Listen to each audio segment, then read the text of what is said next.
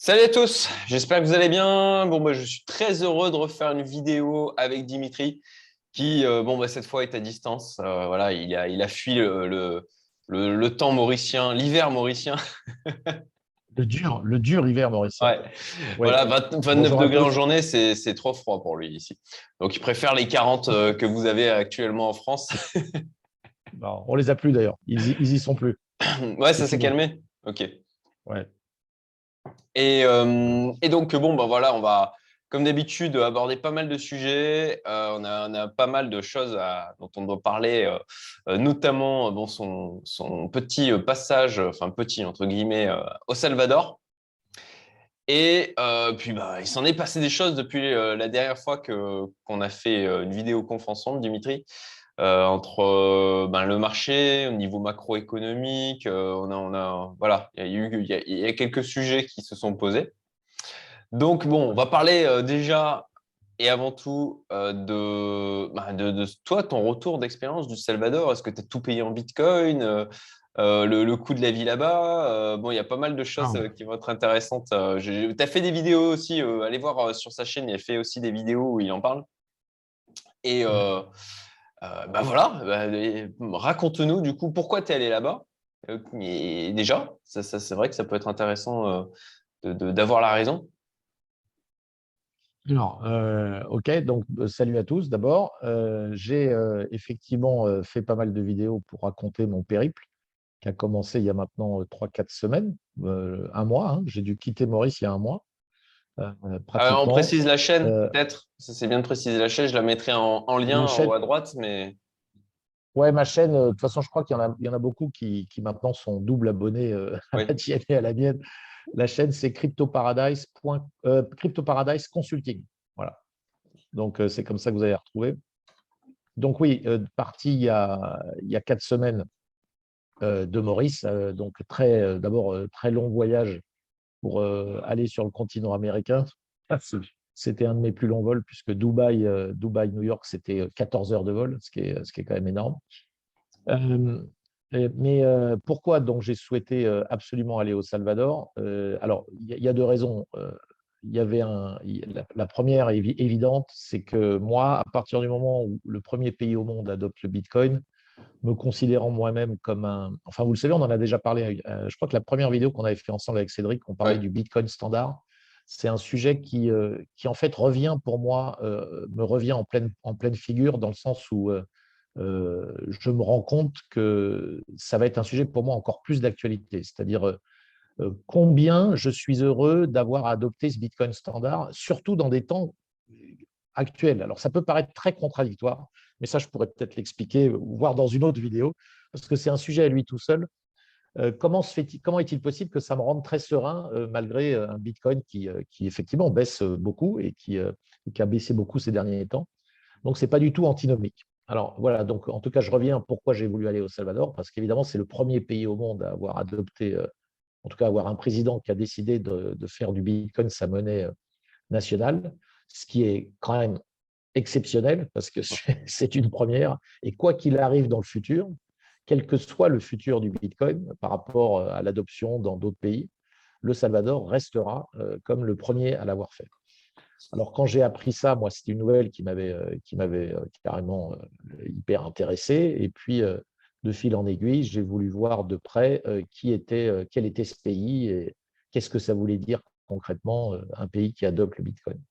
Donc, voilà, mon côté aventurier, moi, j'ai plein de gens que je voulais voir aux États-Unis. Donc, l'année dernière, je n'avais pas pu aller aux États-Unis parce que, à cause du Covid et des restrictions. Et cette année, comme j'ai vu que tout allait s'ouvrir, je me suis dit que je faisais d'une pierre deux coups. Je pouvais aller facilement aux États-Unis et de là-bas, c'est assez simple d'aller au Salvador, puisque j'ai fait un vol, par exemple, direct New York-San Salvador. Voilà. Donc j'ai combiné en fait deux choses. Donc voilà, ça c'était l'envie évidemment d'aller voir et puis la possibilité de combiner ça avec un voyage aux États-Unis que je planifiais déjà depuis pas mal de temps. Voilà pour la raison. Et du coup, voilà, comment ça s'est passé sur place? Moi, je sais curieux de savoir justement, est-ce que vraiment le Bitcoin est fortement utilisé? Pas du tout. Comment c'est considéré? Alors, Tu as échangé aussi avec des gens qui sont dans le Bitcoin depuis très longtemps, qui sont allés, je ne sais pas s'ils sont allés se réfugier là-bas ou s'ils sont allés chercher une terre promise ou… non, non, c'est plutôt l'inverse, hein. C'est ce que j'ai vu. Alors, je vais vous le faire un peu dans l'ordre. Non, personne ne se réfugie au Salvador. Je dirais qu'il y a des Salvadoriens qui se sont réfugiés ailleurs dans les années précédentes parce que le Salvador, c'est quand même un pays qui n'était pas un pays ultra stable, hein, pendant de longues années. Alors, c'est vrai que ça a changé là. Euh, mais alors, d'abord, la première question, est-ce que j'ai payé en Bitcoin? Alors, ça, c'est amusant parce qu'évidemment, je me suis dit, je vais quand même regarder. D'ailleurs, j'ai fait une vidéo où on voit le Chivo Wallet, là, hein, la petite machine. Je ne sais pas si tu es tombé sur Ouais, oui, celle-là. oui, je l'ai vu, oui. Donc, des petites machines comme ça, il y en a pas mal là-bas. C'est vrai que c'est assez simple. Mais pour vous dire la vérité, pourquoi moi, ça ne m'intéressait pas et ça n'avait aucune utilité pour moi? Parce que pour la simple et bonne raison que je vis déjà avec des cartes crypto. Et en Hum. fait, quand je paye partout dans le monde avec une carte Visa qui est sur mes wallets crypto, hein, c'est crypto.com, hein, ou Binance, quand vous avez ce genre de carte, l'idée d'avoir, en fait, d'utiliser directement des bitcoins, elle ne vous traverse même pas l'esprit, quoi, hein. Donc, je peux les utiliser si je le souhaite, simplement en mettant des bitcoins vers ma carte crypto. Parce que toi, tu utilises Donc oui, vraiment du Bitcoin en collatéral pour payer avec tes cartes crypto.com et Binance. alors déjà, alors la carte Binance, je ne l'ai pas pour des raisons techniques. Quand je crois que je te l'avais raconté, mais il m'avait supprimé le compte, la carte, parce que, pas le compte, mais la carte seulement parce que j'habitais à Maurice et que il fallait mettre une adresse européenne. Donc j'ai la carte crypto.com et j'ai une autre carte qui est la carte Nexo. Alors la carte Crypto.com, elle fonctionne, je pense, comme Binance, c'est-à-dire que sur Binance, si je me souviens bien, on met les cryptos qu'on veut voir dépensés dans l'ordre de préférence Il me semble. pour sa carte. C'est-à-dire quand on fait une dépense avec la carte, si vous dites en numéro 1, je veux que ce soit des bitcoins qui soient pris, en numéro 2, des USDC, en numéro 3, etc. Donc, vous choisissez quel crypto. Sur Crypto.com, c'est un peu la même chose. C'est comme une carte de débit. Donc, la différence avec crypto.com, c'est que vous avez votre compte carte, il est dans la monnaie que vous avez choisie, donc en euros pour moi. Et en fait, c'est vous qui mettez de votre wallet crypto.com, de votre wallet crypto, des USDC, des bitcoins, tout ce que vous voulez, que vous les transformez sur votre carte en euros. Et ça vous fait finalement une carte qui finalement est en euros, hein, soyons clairs. C'est juste que dans l'appli Crypto.com, vous transférez instantanément les cryptos que vous voulez dans votre compte carte euro. Celle qui se rapproche le plus d'une véritable carte avec laquelle une carte de crédit, pour le coup, c'est la carte Nexo, que j'utilise moi aussi. Et d'ailleurs, j'en avais déjà parlé dans une vidéo, j'avais fait un comparatif entre Nexo et Celsius pour dire combien je pensais que Nexo avait un business model beaucoup plus solide.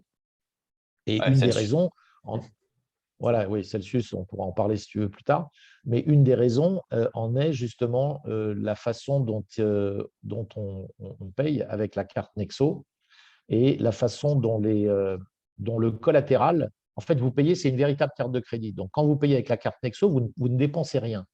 Ça vient juste s'ajouter sur votre ligne de crédit Nexo. Et alors, la totalité de vos cryptos et de vos avoirs que vous avez chez Nexo viennent couvrir les dépenses de la carte de crédit. Et c'est vous qui, après, je dirais, après avoir fait vos dépenses, décidez si vous souhaitez faire perdurer cette espèce de crédit, auquel cas vous allez avoir un taux d'intérêt qui est quand même assez élevé, hein, qui est de l'ordre de 13% le premier mois. Et après, je crois que ça reste à ces niveaux-là, sauf si on a beaucoup de Nexo tokens, etc. Soit vous dites, bah, je rembourse. Je rembourse au bout de 3 jours, par exemple, hein. Vous dites, bon, bah, j'ai dépensé 200 euros, voilà, c'est ma ligne de crédit, je la rembourse immédiatement. Et là, vous choisissez avec quelle crypto vous la remboursez. Donc, c'est pas mal, c'est très, très bien foutu. Et ça se rapproche le plus d'une véritable carte crypto. Mais la grande différence avec un Chivo Wallet ou Strike qui sont utilisés au Salvador, c'est que là, vous payez réellement en Bitcoin. C'est-à-dire que Vous allez mettre des bitcoins sur un Chivo Wallet, vous allez mettre des bitcoins sur votre compte Strike, hein, qui utilise le Lightning Network. Il y a des pubs partout. D'ailleurs, j'ai vu que finalement, le Chivo Wallet, qui était le wallet du début, est en train clairement de perdre de la vitesse par rapport à Strike.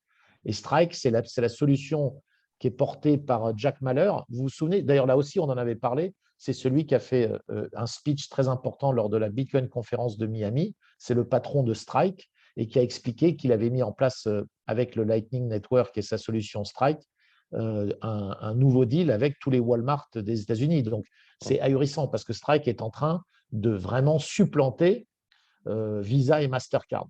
Donc, vous voyez, on a là exactement ce dont je parle, c'est-à-dire qu'une carte Cryptocom, donc comme celle-là, hein, ça c'est une carte Cryptocom, cette carte-là est une carte Visa. Donc, on est sur le réseau Visa. À partir du moment où vous utilisez Strike ou le Chivo Wallet, vous sortez du réseau Visa et vous êtes sur un réseau direct, en fait, Bitcoin. Notamment avec Strike, avec le Lightning Network, et qui marche très fort, hein, au Salvador, parce qu'ils ont des pubs partout. Si vous téléchargez Strike au Salvador, vous avez 10 dollars offerts en entrée en Bitcoin. Donc, ça fait toujours plaisir, et surtout qu'au Salvador, comme je vous l'ai dit, la population n'est pas forcément très riche.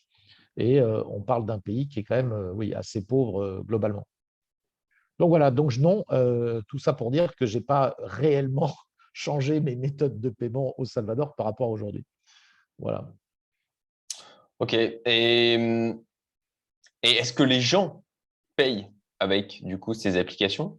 Vraiment? Ils les Alors, utilisent? Ou est-ce qu'ils sont encore beaucoup avec du cash? Qu'est-ce que tu as expérimenté, toi? Et est-ce que d'ailleurs, tu as touché du doigt vraiment la vie du quotidien du Salvadorien? Ou est-ce que tu as été cantonné en quelque sorte à des lieux plutôt consacrés aux touristes, quoi? non, alors, c'est un mélange des deux. J'ai été quand même bien connecté avec des Salvadoriens. Première chose, vous savez, je vous ai parlé du Liberland. Le Liberland est ce pays duquel je vais de plus en plus me considérer comme un véritable ressortissant parce que ça correspond à pas mal de mes valeurs. Mais une des choses fabuleuses avec le Liberland, c'est que j'ai pu, grâce au réseau de tous les représentants du Liberland dans différents pays, j'ai pu prendre contact avec le représentant au Salvador du Liberland qui m'a accueilli à l'aéroport et avec qui avec qui j'ai passé énormément de moments. Il m'a présenté à sa famille, quelqu'un de vraiment extraordinaire, hein, j'ai envie de dire. Il s'est coupé en quatre pour moi. Donc, j'ai pu, avec lui, voir de très près quelle était la vie au Salvador pour quelqu'un, je dirais, de la classe moyenne, hein. Après, j'avais rencontré quelqu'un d'autre à Dubaï en mars. Lorsque j'étais allé à Dubaï, j'avais rencontré quelqu'un qui s'appelle René et qui était très sympa et qui avait, je me souviens, on était à une partie juste après une des conférences où on s'était retrouvés autour d'un verre dans un hôtel, le classique de Dubaï, hein. Et puis, il y avait ce gars qui serrait des mains et qui, dès qu'il disait je suis du Salvador, il attirait à lui comme une nuée de mouches. Il suffisait de dire je suis du Salvador pour que tout le monde se mette autour de lui. C'était devenu la star. Alors, ça n'a pas loupé. Moi, j'étais allé le voir. Je lui avais dit, mais je planifie un voyage au Salvador. Et on s'était échangé nos numéros. Du coup, je l'avais gardé. Et j'avais pas mal échangé avec lui avant d'y aller. Et on s'est retrouvés là-bas aussi. Donc, voilà, j'avais deux contacts locaux. Et alors, René, lui, j'ai passé vraiment beaucoup, beaucoup de temps avec lui. C'est devenu un ami, hein, vraiment. Euh, le représentant du Liberland aussi, d'ailleurs, Juan Carlos, qui lui est un Espagnol, mais qui est établi au Salvador. Donc, bref, par ces deux personnes, j'ai pu toucher du doigt ce qu'était la vie d'un Salvadorien. Alors, je vais vous décevoir un peu.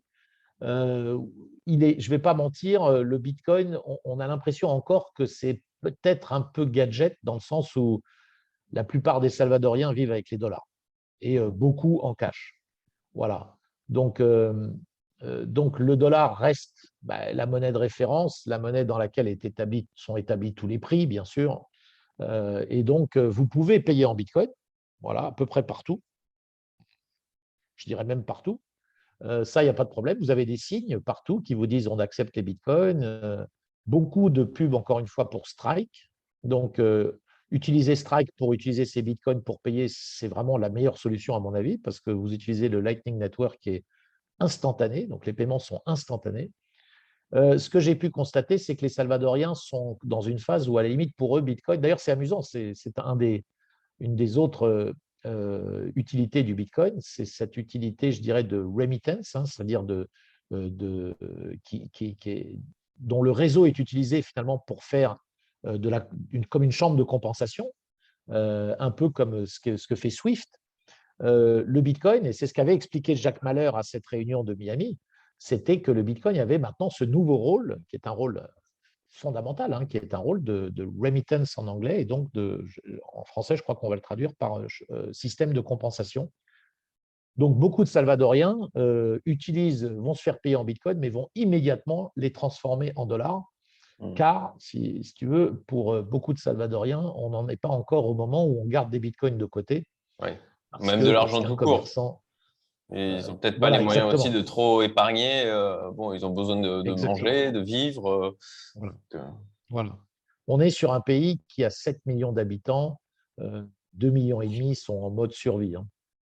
Mode survie, celui que vous voyez quand vous traversez des villages, des villes, c'est les gens qui vous vendent absolument tout et n'importe quoi à la fenêtre, dans la rue, au milieu des trottoirs. Enfin, le classique, hein, ce qu'on voit beaucoup en Asie, avec un côté surprenant au Salvador, c'est les prix.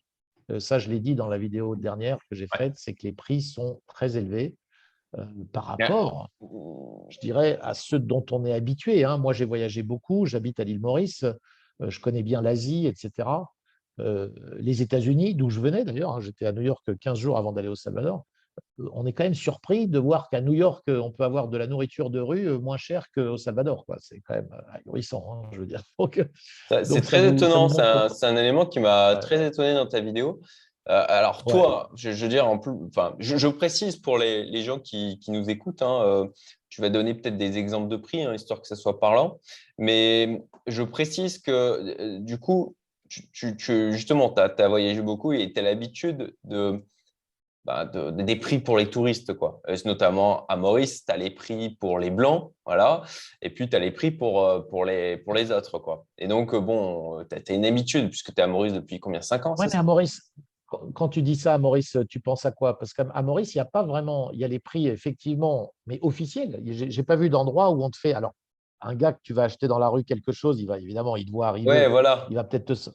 Mais ce que je veux dire, c'est que regarde tous les camions qu'on a sur les plages et qui vendent leurs rôtis, c'est les mêmes prix pour tout le monde. Ah, ça, En tout oui, cas, oui. à cette Moi, place-là. je te parle, Bon, genre, le gars qui vend ses fruits et légumes au bord de la route, et puis il va y avoir le prix voilà. pour la femme blanche qui descend de son 4x4, et puis Sauf, le sauf, prix pour les sauf, autres, hein.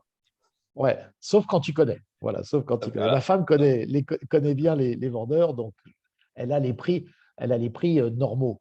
C'est vrai que ça peut arriver, mais c'est pas quelque chose qui m'a choqué à Maurice. Autant je l'ai vu dans pas mal d'autres pays, à Maurice, j'ai trouvé justement que c'était quand même assez correct, même si évidemment qu'on a des exemples comme Je ça. dis pas que c'est tout le Mais temps. je reprends, Juste, je c'était reprends. pour parler du fait que, OK, on pourrait penser que au Salvador, OK, tu as le tarif blanc en clair, et puis tu as le Mais c'est tarif ce que pour j'ai les cru. autres. Mais voilà. C'est ce que j'ai cru.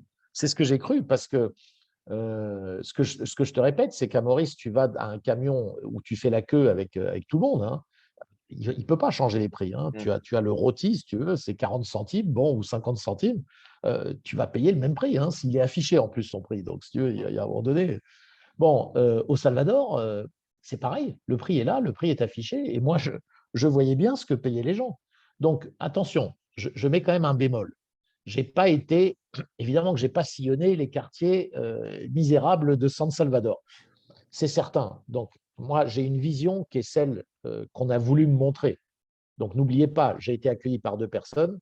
J'ai sillonné le pays, qui est un petit pays, hein, c'est pas très grand. Je pense que ça doit faire, finalement, si on regarde, ça doit faire 2 ou 3 fois la taille de Maurice, mais c'est pas un très grand pays. Euh, je crois qu'il fait 60 km à un endroit et peut-être 120, 130 à l'autre. Voilà, c'est pas immense. Donc, j'ai passé une journée avec quelqu'un on a visité le pays, mais sur la ville San Salvador, où j'ai passé une nuit et j'ai passé la dernière nuit aussi, c'est une ville très grande. Évidemment qu'il y a plein de quartiers que j'ai pas vus. En revanche, on a quand même été à un moment, je veux dire, on a pris une glace, franchement, ultra basique, hein, je vais vous dire, j'en ai jeté la moitié. d'un vendeur de rue qui était un petit vieillard qui traînait son chariot. Je veux dire, rien que ça, c'était dans un cornet vraiment mais basique, ça faisait vraiment glace du pauvre, hein, je suis désolé de le dire comme ça. C'était $1, $1 pour un truc comme ça. Et acheté par René, un Salvadorien. C'est lui Ouais. qui allait l'acheter, c'est pas moi. Ok. Donc, alors, est-ce que on est sur. Moi j'ai été subjugué par tous ces prix. Effectivement, j'ai passé 3 jours à El Tunco, qui est en bord de mer, d'ailleurs, d'où je vous avais fait une vidéo. Ce qui Euh, était bien parlant, et c'était les restaurants, quand tu parlais des restos aussi. ouais, ouais, exactement. Donc là, je peux comprendre, c'est ce qu'on m'a dit. On m'a dit, attention, tu es à El Tunco, qui est Surf City, qui est l'endroit le plus touristique de El Salvador. Donc oui, les prix étaient importants, donc, mais on m'a fait comprendre que c'était normal parce que c'était le lieu qui voulait ça. Néanmoins, vu la qualité de l'hôtel dans lequel je suis resté, qui était franchement d'un niveau d'un petit 2 étoiles, c'était soi-disant le meilleur hôtel d'El Tunco. Ok. Euh, voilà, donc voilà, au niveau, voilà, donc là, Et je fais peut-être la nuit d'hôtel, elle était à combien du coup? 100 balles, 100 100 dollars. balles. Ah ouais, quand même. Ouais, Ok. ouais, ouais, j'avoue que j'étais, pour ce que c'était, là Ah, parce encore, qu'un obligé de petit, comparer avec Maurice. ouais, petit Obligé de deux comparer avec étoiles. Maurice. Ouais, bah oui, c'est clair. Et à Maurice, enfin, on le sait, quoi. Pour 100 balles la nuit, mais tu as presque le top du top. Hein. Tu n'as Mm. pas le 5 étoiles, peut-être, le plus beau, mais tu as des très beaux hôtels. Je veux dire, on a fait des week-ends hein, à Maurice, où quand même l'hôtellerie. Mais bon, tout ça s'explique aussi par le fait que Maurice est dans le tourisme depuis 40 ans. Ils ont aujourd'hui un savoir-faire, ils ont une vraie compétition. Il y a de la concurrence féroce entre hôtels. Il n'y a pas ça au Salvador. Au Salvador, il y a El Tunco, qui est Surf City, là où je suis resté. La Bitcoin Beach, soit dit entre guillemets, et soit dit en passant, comme me l'avait conseillé René et Juan Carlos, ils m'avaient tous les deux dit, alors que c'est deux sources différentes, hein, ils m'avaient dit ne reste pas à Bitcoin Beach, c'est pourri. J'ai pu le constater. Bitcoin Beach, c'est en fait une plage qui est à quelques kilomètres de El Tunco où je suis resté et qui est moche, quoi, qui est moche comme tout, où il n'y a vraiment rien. Donc, El Tunco était l'endroit clairement le plus sympa, avec quand même une succession de petits restaurants, mais où, encore une fois, un ceviche basique, qui est vraiment le plat, c'est du poisson local. Hein. Un ceviche au Salvador, ça sort de la mer. On rajoute des oignons, Mm. du citron. C'est délicieux. Moi, j'adore ça. Hein. Tu vois ce que c'est? C'est Ouais, des ouais, plats je de vois. poisson Mm, cru. mm. Et puis, quand tu payes ça 13 ou 14 dollars, waouh, tu dis, mais c'est cher, quoi. Tu vois, c'est cher pour un ceviche. Ouais, je Je dirais qu'à m'attendais. Maurice, on le paye, allez, quoi, 7 ou 8 dollars. Exactement, exactement. Et, euh, et en plus, pour un niveau de service qui n'est pas du tout comparable. C'est pas comparable. Ok. La qualité du lieu, la qualité du service, etc. Alors maintenant, ceci étant dit, les Salvadoriens sont des gens très, très accueillants. J'ai pas du tout eu, alors entre guillemets, je ne veux pas dire du mal d'autres pays, mais j'ai quand même été 2, 3 fois au Mexique. Au Mexique, j'avais ressenti pas toujours un accueil très chaleureux. Alors, je sais qu'il y a une des raisons, c'est que dès qu'ils voient quelqu'un avec nos types de faciès au Mexique, c'est on est américain. Et comme Mm. ils aiment pas beaucoup les Américains là-bas, au D'accord. Salvador, je m'étais dit, est-ce que je vais avoir le même genre de ressenti? Pas du tout. Pas du tout. Les Salvadoriens sont réellement hyper sympathiques. Je n'ai vu d'insécurité nulle part. Nulle part. Alors, encore une fois, je n'ai pas fait tous les quartiers de San Salvador, évidemment. Mais même ce que j'ai vu là-bas, je veux dire, les centres commerciaux, on s'est garé dans la rue, j'ai même laissé toutes mes affaires dans une voiture. Et d'un seul coup, ça m'est revenu à la tête. J'ai dit, bon sang, j'ai tout laissé dans la voiture. J'avais mon passeport, j'avais même mon sac à dos, en me disant, quand même, c'est pas très prudent, j'aurais mieux fait de le prendre avec moi. Et finalement, bon, rien. Et donc, je n'ai jamais ressenti d'insécurité là-bas. Voilà. Mais bon, encore une fois, sur les prix, alors je l'ai dit dans ma vidéo, je me suis amusé le premier jour, le fameux jour où mon copain René est venu me retrouver à El Tunco et on a pris sa voiture, on a vraiment visité, il m'a emmené dans un très bon resto, dans un endroit où il faisait les meilleurs quesadillas qu'ils appellent. En fait, quesadillas, peut-être vous connaissez ça, c'est quand vous prenez dans un resto mexicain, c'est des galettes avec du fromage à l'intérieur et un peu épicée. Là, pas du tout. La véritable quesadillas salvadorienne, c'est quelque chose de presque sucré. C'est comme un énorme pain au fromage sucré, mais c'est vraiment un délice comment c'est fait. Et donc, il m'a emmené là, etc. Donc, on a fait au moins 5 endroits je dirais, en 3-4 heures. À chaque fois qu'on s'arrêtait quelque part, il y a quelqu'un devant et hop, il faut sortir 2 $, 3 $ pour le parking. Alors, au bout d'un moment, au bout de 3 fois, je dis, mais qu'est-ce que c'est que René, mais c'est quoi ce délire du parking? Et parfois, le gars, il a une mitraillette, une mitrailleuse sur le ventre, hein, comme ça. Ouais, quand même. Ouais, ouais. Alors que tu te dis, mais il n'y a pas de danger. Enfin, tu n'as Ouais. vraiment pas l'impression qu'il y a du danger. Et je vois ce gars-là, les gars te demandent 3 $ par-ci, 2 $ par-là, 1 $ ici, 3 $ encore, pour te garer dans des endroits improbables. Hein. Je parle où il n'y a pas de parking. Tu Ouais. es dans la pampa, si tu veux, juste devant un bar ou devant un resto.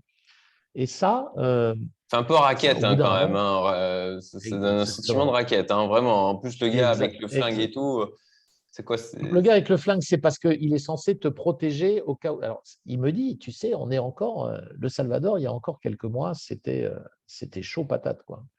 Donc, il y a eu cette. Bon, vous êtes au courant de ce qui s'est passé au mois de mars. Alors, peut-être pas, je vais faire un petit rappel. Au mois de mars, il y a eu, vous savez, Bukele, quand il a été élu, il a adopté le Bitcoin, je crois, il a annoncé ça en novembre 2021, ou dans ces parages-là, peut-être un peu avant, j'ai comme un doute, mais je sais qu'il l'a fait à Miami. Ensuite, il a dit que la sécurité était en passe d'être résolue au Salvador. C'est vrai que l'insécurité avait baissé fortement, énormément de voix il se murmurait que Bukele, en tout cas ses opposants, murmuraient qu'il faisait probablement des deals avec des gangs, des chefs de gangs. Le Salvador est un pays vérolé par les gangs. Hein. Je vous expliquerai après une autre petite histoire qui est vraiment très touchante et qui est arrivée à René, mon Hmm. fameux copain qui était là-bas. Je vois En mars, j'en avais parlé dans ta vidéo. exactement. Donc en mars, Bukele, il y a eu une journée où, alors que la criminalité avait baissé, en mars, il y a eu une journée où il y a eu 60 morts à San Salvador, 60 morts par balle en une journée. Donc là, tout le monde s'est dit, il y a un problème, euh, il a dû se passer quelque chose, peut-être que les gangs ont voulu faire passer un message, va savoir. À la suite de ça, il y a eu une loi d'exception qui a été adoptée au Salvador, évidemment prônée par Bukele, le président. Et cette loi a permis à la police d'arrêter n'importe qui traîne dans la rue. Ils ont nettoyé les rues en un mois, en quelques semaines. Ils ont mis 70 000 personnes en prison. Alors là encore, si j'écoute certains 70 000, opposants, c'est c'est titanesque. titanesque, c'est monstrueux. Donc je n'ose imaginer les conditions. Hmm. Enfin, on peut imaginer les conditions dans les prisons. Et surtout, il y a des voix qui vous diront, qui s'opposeront en disant que il y en a à peu près, on estime qu'il y en aurait peut-être la moitié qui sont totalement innocents, qui sont donc en prison sans aucun, sans aucune prosécution, hein, sans Procédure, rien aucune du mise en tout. examen, ouais, Allez hop. rien. Ouais. Allez hop, en prison, un mois pour faire une enquête et au cas où vous êtes innocent, vous libérer.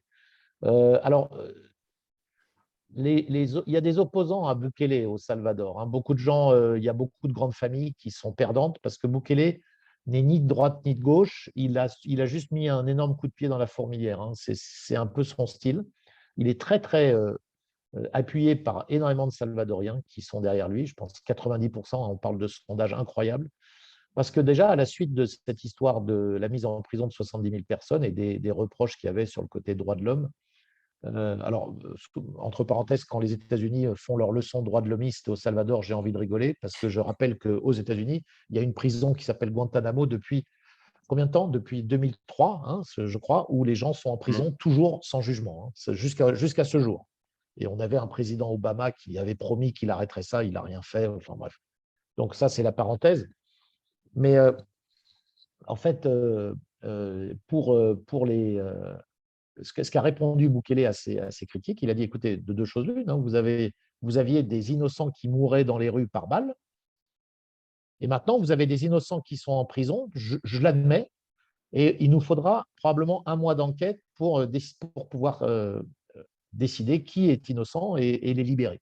Donc, qu'est-ce que vous préférez? Des innocents qui meurent ou des innocents qui, effectivement, peuvent avoir la malchance d'être en prison pour un mois? Évidemment, la population est complètement derrière Bukele et on comprend qu'à mesure extrême, il faut des réponses extrêmes. À des situations extrêmes, il faut des réponses extrêmes. Donc, Ouais, alors ouais, effectivement, l'argument, tu le dis comme ça, fait sens.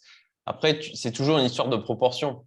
Tu as 70 000 toujours. personnes, si tu as 35 000 personnes Alors, quand même qui sont innocentes, d'abord, on n'en sait rien. entre le nombre de morts, tu vois, d'innocents morts, tu vois, il y a eu un pic à 60. Bon, d'accord, mais enfin, 35 000, quoi. Enfin, Attention, il y avait à peu près entre 5 et 10 meurtres par jour à San Salvador avant l'arrivée de Bukele au pouvoir. Entre 5 et 10 par jour. C'est énorme, hein. c'est Donc, énorme. les C'est gangs vrai que c'est tenaient, énorme. les gangs tiennent le système. Alors, c'est marrant, il y a quelqu'un sur ma chaîne YouTube qui m'a répondu un truc très bien. J'ai trouvé, j'ai vu ça ce matin. C'était un commentaire qui disait ne pas être, la sécurité fait partie des droits de l'homme. Bah oui, on a tendance à l'oublier, mais vivre en sécurité quelque part, ça fait partie des droits de l'homme. Donc, quand on critique, c'est-à-dire dire il faut libérer tous ces gens et revenir à la situation précédente où les gens risquaient leur vie dans les rues, c'est pas forcément, c'est pas plus, ça répond pas plus à des notions de droits de l'homme, hein. Ce que je voudrais dire par rapport à ça aussi, c'est l'histoire de René, donc, qui est une histoire incroyable, hein. Il faut savoir que à San Salvador, donc, il y avait des gangs qui gangrénaient la ville et sont des gens qui sont dans les rues, qui surveillent absolument tout ce qui se passe. Bon, René, et je l'ai raconté dans ma vidéo, René, c'est quelqu'un qui, depuis 14 ans, n'avait pas pu rentrer dans sa maison dans laquelle il avait grandi, où vit sa grand-mère, pour la simple et bonne raison que les gangs sont en permanence autour en train de surveiller.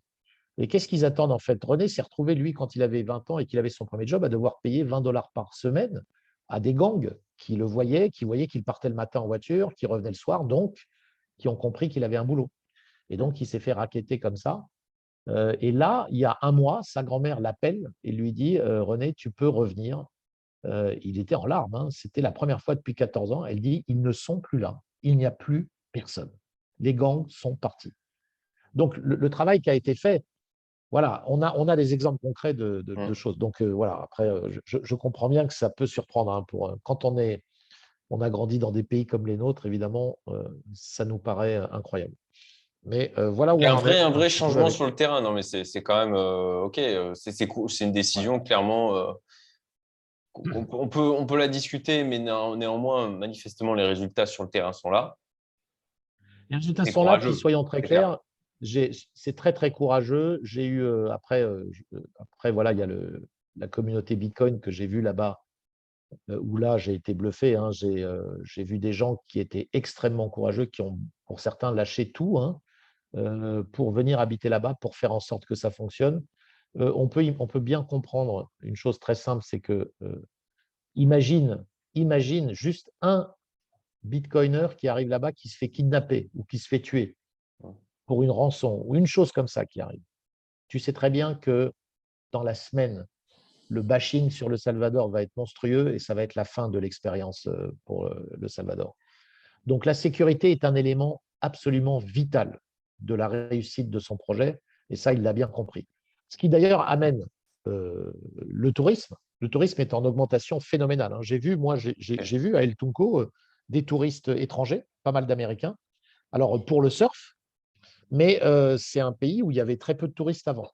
Je crois qu'il y a eu une augmentation de l'ordre de 180% dans la dernière année. Donc, ça va très, très vite. Donc, la sécurité en est un élément vital. Si demain, on revient au Salvador avec des gangs, etc., à mon avis, les touristes, ils vont plus beaucoup venir. C'est sûr. Donc, il y a plein de choses. Le pays est en pleine transformation. Infrastructures qui, finalement, sont correctes, je dirais. Il y a une nouvelle route qui a ouvert. Ils mettaient avant 5 heures pour aller de San Salvador à la plage. Maintenant, ils mettent 40 minutes. Ah oui. Oui, oui, c'est phénoménal. Moi aussi, j'étais. Mais quand on voit l'état de la route d'avant, avec les embouteillages, les traversées de villages, etc., je comprends. Là, maintenant, il y a une autoroute qui vous emmène direct de San Salvador à la plage, aux plages, et ça met 40 minutes. Donc, on peut même faire l'aller-retour. Par exemple, Juan Carlos, qui habite San Salvador, est venu dîner avec nous. Il nous a emmenés dans un des meilleurs restaurants d'ailleurs de la plage. J'ai mangé dans un super resto. Il est venu nous rejoindre de San Salvador. Et il repartait après le resto, il rentrait chez lui. Donc, Ok. grâce à la route, maintenant, on fait des allers-retours. Donc, voilà, non, voilà ce que j'ai à dire sur le pays. J'ai pas été, moi, j'ai une problématique. Alors, les gens me disaient, est-ce que tu t'imagines ici, etc. En dehors du fait que c'est pas encore à un niveau où je me verrais y vivre, euh, pour être clair, même si ça ne me dérange pas, moi, le côté un peu brut de décoffrage, hein, qu'on va retrouver là-bas, me dérange pas des masses, mais pour y vivre durablement, probablement pas. Et il y a par contre un truc qui est pour moi rédhibitoire, c'est le décalage horaire. C'est-à-dire que moi, je suis trop en lien avec encore du business en Europe, en France, et puis pour en fait, j'ai pu constater, même en étant aux États-Unis, donc je suis resté petit pratiquement 3-4 semaines, le décalage horaire dans ces pays-là est un peu problématique. Quand on traite des affaires, on va dire, avec l'Europe, c'est trop, quoi. Hein. Le Salvador, j'avais 8 heures de décalage avec l'Europe, 10 heures avec Maurice. Hmm. Euh, Ouais, c'est énorme. En fait, ouais, C'est très faudrait handicapant. vivre Ouais. là-dedans. Là, 10 heures, là, c'est handicapant. Ouais, c'est Ouais, clair. ouais, ouais, ouais, ouais. Et encore une fois, même aux États-Unis, hein, d'ailleurs, hein, les 6 heures avec la France, avec l'Europe, c'est Hmm. beaucoup, quoi. Hein, c'est beaucoup. Donc oui, Maurice, évidemment, je sais que j'avais fait le choix de Maurice notamment pour ces raisons-là. Et aujourd'hui, bah, je m'en félicite parce que c'est clair que de Maurice, on peut travailler très, très simplement avec l'Europe encore. C'est clair. Donc voilà. Maintenant, le pays est en plein boom. Hein. Ça va être très, très intéressant de l'observer dans les 10 ans qui viennent. C'est ça qu'il va falloir regarder. Qu'est-ce qui va se passer, quoi. Ok. Et t'as pas pensé. Et les gens sur place, c'est des gens qui. euh, alors, Juan Carlos, par exemple, lui, il est pas du Salvador, quoi. Il est d'Espagne. Donc, il a fait le choix de venir habiter au Salvador. Non, parce qu'il est né au Salvador et il est marié à une Salvadorienne. Ah oui, Donc, il a la d'accord. double nationalité. Ouais, ouais. Ok. Il a ces enfants-là. Donc, non, on peut dire qu'il est, voilà, il est moitié. Mais il a quand même on le sent, hein, il a cette petite fierté, on va dire, espagnole par rapport aux Salvadoriens. Et disons que les gens le voient. J'ai constaté que, par exemple, il va au resto, les gens tout de suite comprennent qu'il n'est pas exactement salvadorien comme les autres, on va dire. D'accord. Ah, c'est amusant. Et ça lui déplaît, je pense que ça lui déplaît pas. Voilà. Mais non, voilà, lui, c'est la vraie, je dirais, classe moyenne. Ils habitent tous, alors dès qu'on commence à avoir un petit peu de réussite, entre guillemets, on habite toujours dans ce qu'on appelle des gated communities, c'est-à-dire des communautés fermées, avec un garde, des murs. Hmm. Et il habite et dans un truc qui paye pas spécialement de mine, hein, c'est pas du très haut de gamme, hein, mais voilà, c'est dans San Salvador, c'est gardé, c'est sécurisé. Il a ses 2 enfants à l'école française de San Salvador, donc ça m'a beaucoup amusé parce que on est allé les chercher le jour où je suis arrivé. Il m'a dit on va chercher ma fille, donc j'ai été à la sortie de l'école française, dans laquelle il y a très peu de Français. Je leur ai demandé. Alors les 2 enfants parlaient parfaitement français du coup parce qu'ils ont 14 et 17 ans. Et du coup, on a parlé français. Moi, je parlais français avec eux. C'était marrant. Alors que les parents comprennent pas vraiment. Enfin, le père a quelques notions parce qu'il est espagnol, mais il ne comprend pas vraiment l'espagnol. Et, et écoute, maison sympa, petite. Voilà, et pareil, je lui ai demandé les prix d'une maison comme ça. Donc, on était aux alentours de 150 000 $ pour une maison assez petite, hein, assez petite avec un tout petit Ok. jardin. Bon, voilà, c'est pas des prix, c'est pas si bas, quoi. Hein. C'est pas, tu Hmm. vois. Euh, Bon, mais ça va, bon, à cent c'est cinquante pas, mille dollars, c'est pas. Mais oui, c'est c'est vrai que pas, pour mais un pays. Bon, ouais. ouais. Voilà, le salaire moyen à Salvador, c'est entre 200 et 400 $ par mois. Hmm. Pas beaucoup, quoi. Hein. Ok. Voilà. Effectivement. Ok. Ok. Bon, on est déjà à 50 minutes de vidéo. je savais que ça allait aller vite, hein, c'est sûr. Donc, il y aurait plein d'autres sujets à aborder. Ce qui s'est passé avec Celsius, la macroéconomie globale, l'inflation, les risques de récession, la BCE Ouais, ouais, qui tarde à relever les taux. Enfin, on aurait des tas de sujets il y encore à a- aborder. ouais. On se refait ça Ouais, la semaine d'ailleurs, se prochaine. prépare avec plaisir. Je te dirais juste que là, depuis que je suis en France, je ne cesse d'entendre parler de ce qui va se passer, c'est-à-dire de la quatrième dose obligatoire. Ouais. Donc, l'obsession ici, c'est la quatrième dose. Donc, tu allumes la Picose, radio, picose. quatrième dose, Mm. Voilà. picousse, picousse.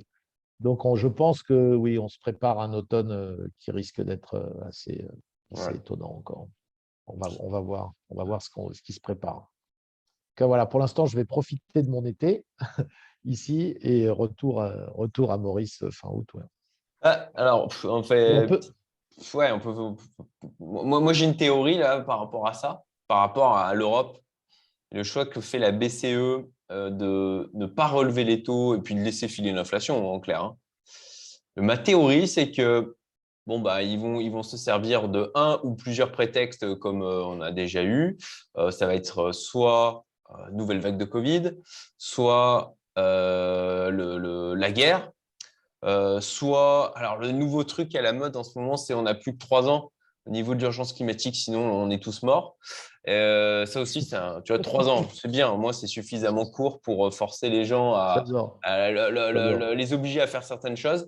Donc, je pense Ah, ils vont excellent. utiliser, allez, un peu des trois narratifs, comme ça au moins, tu vois, ils passent de l'un à l'autre. Et ça, c'est parfait pour, en fait, un moyen de lutter contre l'inflation, c'est d'empêcher les gens de consommer. Oui. Alors, figure-toi que j'avais cette discussion hier. Ça, c'est extraordinaire. C'est-à-dire, en fait, on va bon, monter les taux. De toute façon, depuis le début, je l'avais dit, ils ne pourront pas. Donc, de Non. toute façon, ils ne pourront pas. Mais il y a une grosse Euh, problématique en Europe avec tu as l'euro allemand qui n'est pas le même que l'euro italien, quoi. Enfin, et puis tu as des niveaux enfin, des taux sur les dettes qui ne sont pas les mêmes non plus. Donc, du coup, en fait, la Banque centrale, elle est un mais tu sais peu. quoi, il y a un sujet dont on devrait parler prochainement, qui est un sujet qui m'est venu à l'esprit dans une conversation que j'avais avec un ami hier. Et c'est le fait que si tu regardes ce qui s'est passé moi, pendant le Covid, je parlais toujours du fait que je comparais ça au film Truman Show. Vous vous souvenez de Truman, tu vois de quel film Ah il oui, oui, s'agit? absolument. Je l'ai vu plusieurs fois. Ouais. Il est assez. Ouais, ouais. Donc le film est génial. Donc, le Ouais. gars se retrouve dans un monde qu'il croit réel, mais en fait, il est sous observation permanente. C'est un peu Matrix, Et quoi. un petit peu dans un certain style. C'est Jim Carrey hein, qui joue le rôle et qui est excellent. D'ailleurs, je crois que c'est lui qui a fait le film aussi, ou qui a eu l'idée du film. Euh, L'idée que pendant toute cette expérience Covid, où en fait les gens sont restés chez eux, on a eu effectivement un moment où les gens dépensaient, alors pas plus du tout, mais ils dépensaient beaucoup, beaucoup moins. D'accord? Donc on a eu une phase, c'est très paradoxal, mais on a eu une phase de décroissance. On est d'accord? De décroissance forcée, finalement. Mm. Et normalement, dans l'esprit keynésien classique, la décroissance, en fait, c'est le dernier truc qu'il faut voir. On était dans un monde qu'on pensait vouloir être en croissance permanente, qui était le seul moyen de faire perdurer le système de l'argent-dette, etc. D'accord? De la dette perpétuelle. On est bien d'accord? Mm. L'idée que la décroissance, en fait, une décroissance durable, normalement, devrait détruire le système de la dette perpétuelle. Parce que quand on est en décroissance, on ne peut plus créer de l'argent neuf, etc. Alors, le grand paradoxe qu'on a vécu, c'est celui-là. C'est qu'on a, pendant la période où on était en lockdown, pendant la période Covid, ils ont imprimé comme des malades. Donc, on a eu, on aurait pu imaginer un effet absolument calamiteux, si tu veux, parce que d'un côté, tu rajoutes de la masse monétaire et de l'autre, tu réduis l'activité économique. Ça semble complètement antinomique, et bien pourtant, ça a très très bien fonctionné.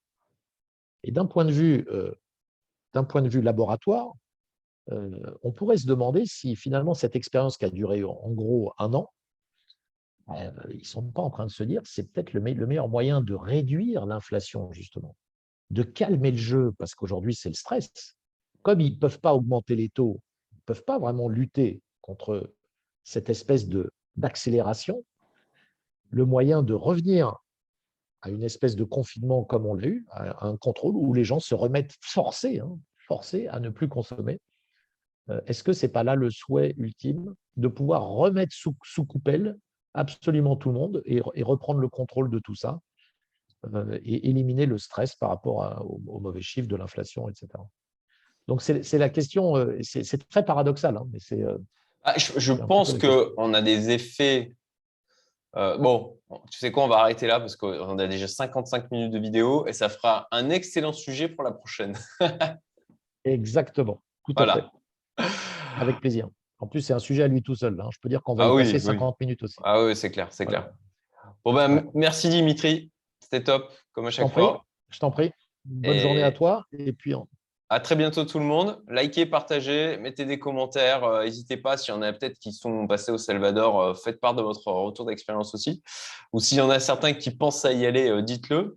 Et puis ben, abonnez-vous hein, pour la suite, la suite de cette vidéo sur plus de la macroéconomie. À bientôt. Salut!